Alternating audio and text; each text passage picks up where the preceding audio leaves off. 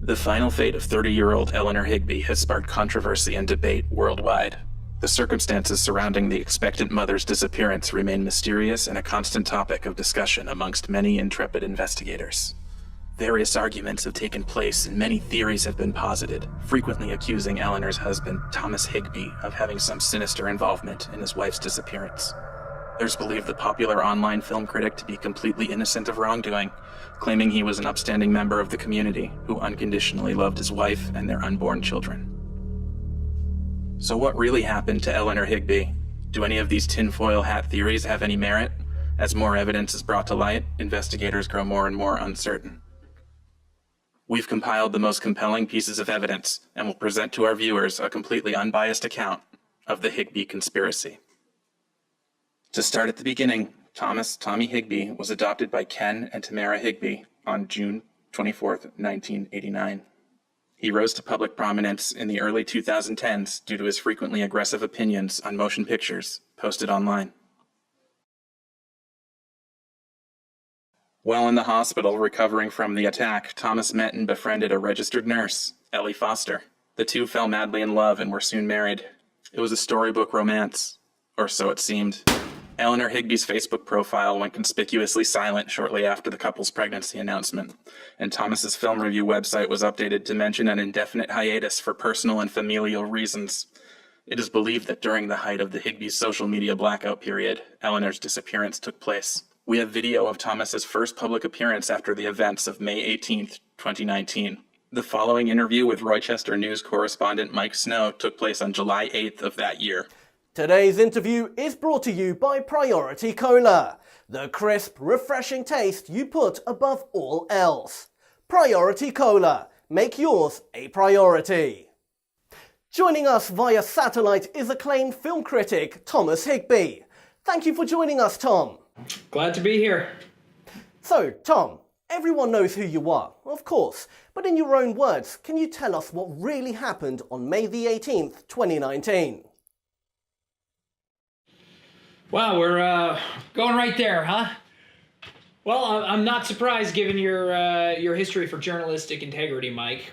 May the 18th, 2019, I come home and Eleanor is in the basement frantically looking around for an old VHS player. A package had arrived on our doorstep with a very old cassette, a VHS cassette tape in it. We hook it up, we plop it in there, and sure enough, it's Eleanor, and she's in a corner, talking to someone, and the narrative structure of the film is strange. I don't understand it at first. I think she's playing a joke. I give it 2 out of 5 stars, but as I make that joke, I notice that she's scared.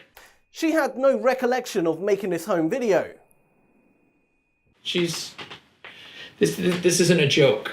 And she's very, very frightened, and as the film is going on, it just cuts out. We decide it's late. We're both tired. We go to bed, and there was a bad storm that night. And I wake up to a loud thunderclap, and I reach over to hold Eleanor, and in the bed, the bed is warm, but she's gone. Now, what do you mean by gone? I mean gone. Gone, Mike. She didn't come back that night. She didn't come back the next day. She didn't come back the next week. And then the police show up. I call the police, and they start investigating. They start taking any clues they can. They take samples of her DNA that end up matching, as you well know, a sample from a patient in a hospital 3 states over. You're describing the Malford Clinic. Yes, I'm referring to the Malford Clinic. Apparently, the DNA they had taken matched the DNA of a deceased woman. And what that means is, on paper, my wife is dead. But I'm not giving up hope. I'm not going to believe that until I see some physical evidence. Truly unbelievable. Now, Tom, I won't mince words here. Public opinion is that you murdered your wife and that you're exploiting her disappearance for personal gain. Care to comment? I love my wife. My wife loved me. She was everything to me. And she was carrying 2 of our unborn children. And I worry about those children, and I know they're still out there, and I don't want them to grow up without parents. Both her and I grew up without parents, and I know what that's like. This book is out there so I can find out what happened to her. And frankly, Mike, I don't care for your accusations. Accusations aside, how do you explain your wife's DNA being found in a 30-year-old gravesite?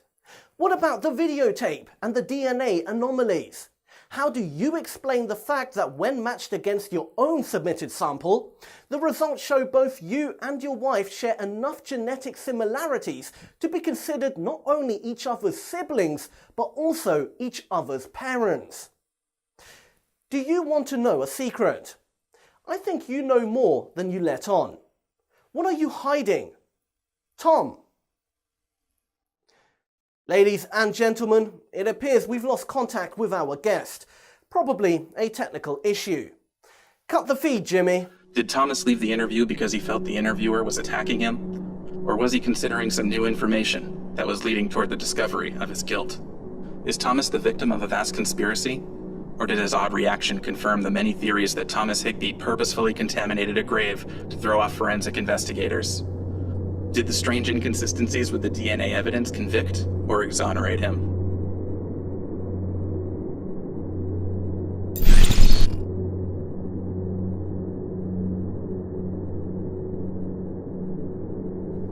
Friends say he became more and more withdrawn, acting erratically and speaking nonsense. Then this happened.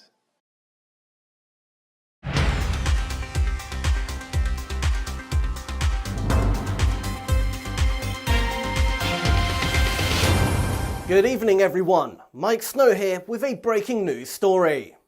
It is with mixed emotions that I bring you this report.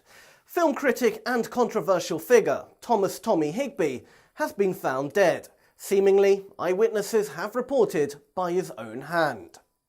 Only 2 weeks after his memorable appearance on our own programme.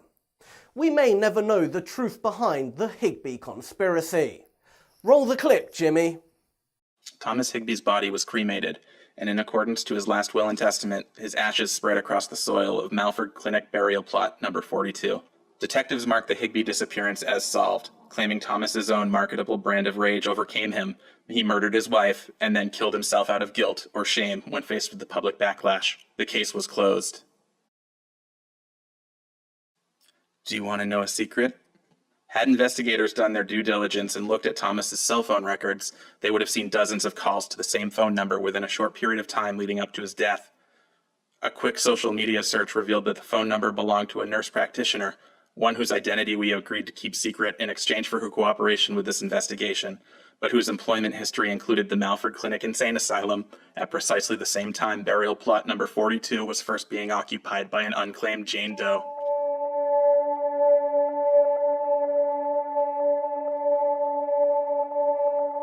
This exclusive video evidence will now be played, complete in its entirety, exactly as it was recorded, on May 19th, 1989.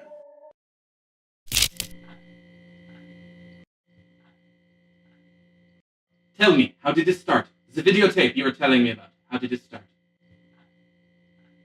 I don't know.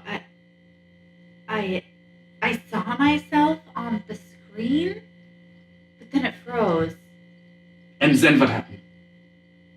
I was so scared. I mean, I don't understand how I could have been on the screen making something that I haven't even made yet, but now it makes sense because I'm making it now. And what do you mean by that? I can change it. It's a warning. I'm trying to warn us. This is a symptom of your delusion speaking. You do not believe these things you are saying. I do believe them. This is true. You've got to believe me. I'm not crazy. I would like to believe you. I do not know if it is possible, but we will take this tape we are making today. I have opened a safety deposit box. We will keep it for 30 years. When the contract lapses, the videotape will automatically be mailed to your supposed 2019 address. Do you understand what I am saying? Eleanor, this is your chance. Tell the videotape and your future self anything you would like to say. I just want to talk to my husband. Tommy, I love you. I miss you. I'm so scared. I'm scared for me. I'm scared for our kids. I can't raise them alone. And what makes you think you'll be raising them at all? What? What does that mean? They will become voters of the state until you can embrace your delusions and work on the road to recovery. Do you understand what I am saying? No. You can't take them. We can. No, you can't take them! Is it recording? Yes, Doctor. Very good. I am Jacques Stevens, PhD of Psychology and Malvern Clinic for the Mentally Insane. Today, the interview with patient number 42, Jane Doe, admitted 18th May 1989, did not go very well. It is this physician's opinion that this woman is mentally unfit and a danger to herself and her unborn children. It is my recommendation that the children should be put up for adoption right away, separated for their own safety and the safety of their mother. Case closed.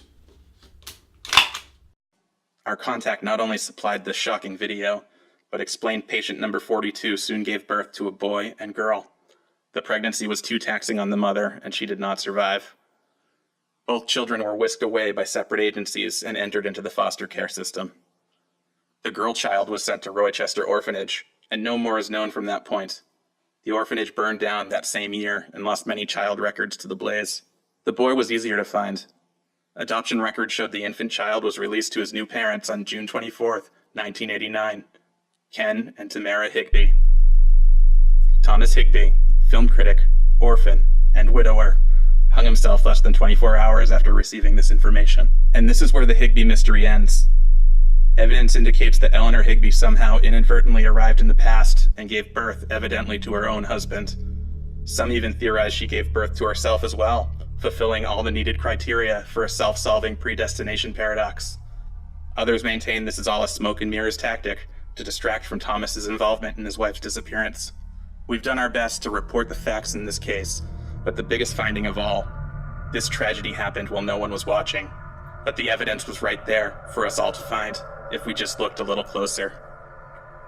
Are there other truths out there too? And will we ever be fully prepared to handle them, if and when they come to light? Think critically and always be your own judge. Thank you for watching.